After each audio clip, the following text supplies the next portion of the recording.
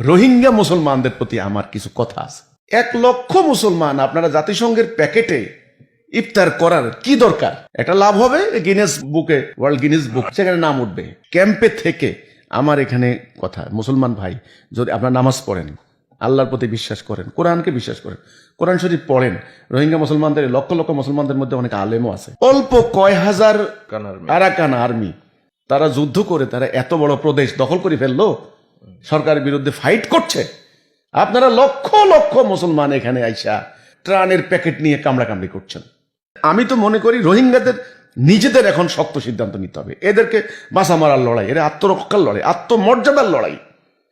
কোথায় আমেরিকা $6 দিত, এখন $3, এটার জন্য টেনশনে মরে যাচ্ছি। এর তো জিল্লতির জীবন মনে হচ্ছে আমার কথা হচ্ছে এটা। মুসলমানদের ব্যাপারে কোরআনে আল্লাহ কি বলছেন?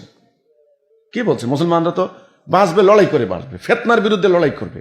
তার আবাসভূমি, তার বসবাস করার জায়গা, তার সন্তান সন্ততি, তার বাড়িঘর, তার ক্ষেত খামার, ব্যবসা বাণিজ্য, তার মানবাধিকার। জাতিসংঘের মহাসচিবকে তারা এটা বলতে পারতো। আমরা ডলার চাই না, আমরা ডলার চাই না, আমরা ডলার চাই না, রাইট? আমরা ডলার চাই না। আমাদেরকে জাতিসংঘের পক্ষ থেকে আমাদেরকে অন্যান্য সাহায্য দেবো, আমাদেরকে স্যালাইন দিতে হবে না।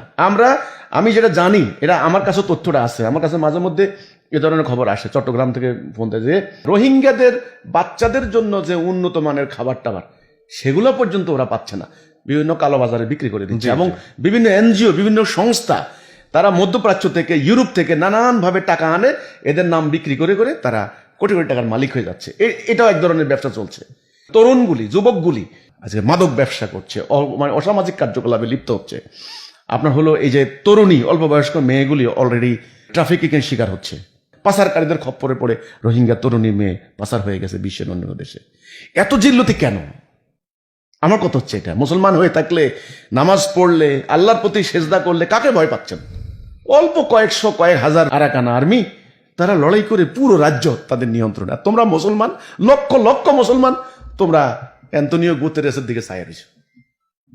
আমার কথা হচ্ছে এখানে, আমি মনে করি রোহিঙ্গাদেরকে নিজেদের বাঁচার লড়াই এখন নিজেরা করতে হবে। আমরা বাংলাদেশ, আমরা এতদিন তাদেরকে আশ্রয় দিয়েছি, ভাই, মুসলমান ভাই হিসেবে, ঠিক আছে।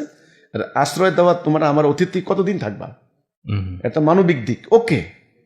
এখন এটা নিয়েও কিন্তু অনেকে কথা তোলে যে আমাদের আগের প্রধানমন্ত্রী যিনি ছিলেন, উনি নাকি নোবেল প্রাইজ পাওয়ার আশায় এদেরকে জায়গা দিয়েছেন। এটা কিন্তু অনেকে কিন্তু এগুলো বলে।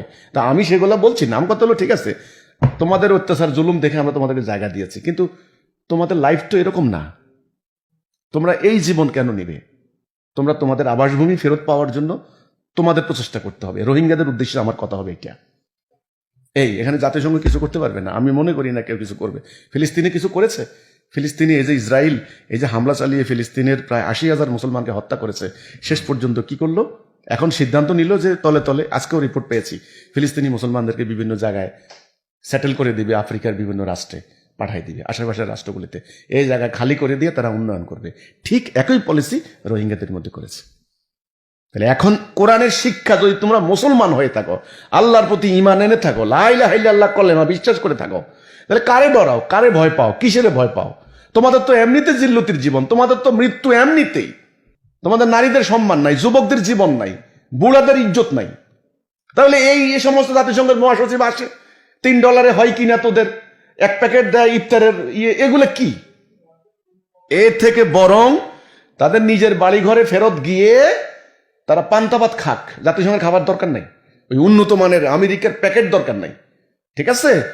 তাদের বউ বাচ্চা নিয়ে, তাদের ওই যে 1 জোড়া বলদ আর একটা লাঙল আর 1 চিলতে জমি, যেটা ওরা রেখে এসেছে, সেটা উদ্ধারের জন্য ওদের প্রত্যাবর্তন, নিজেদের যাওয়া দরকার।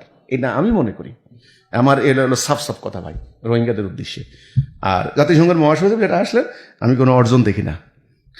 আমি ইন্টারনালি কি কথা